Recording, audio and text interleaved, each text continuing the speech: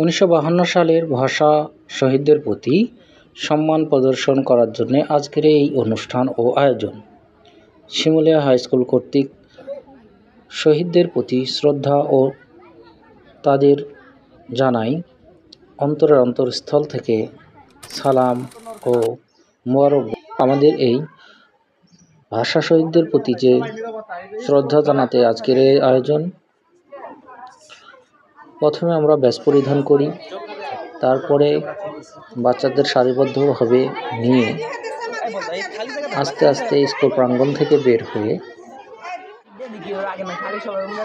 প্রভাত ফেরিতে বের হই। প্রভাত ফেরি শেষ করে তাদের জন্য নীরবতা পালন করি এবং শহীদ মিনারে ফুল অর্পণ করে তাদের জন্য দোয়া ও মাগফিরাতের ব্যবস্থা করে আমাদের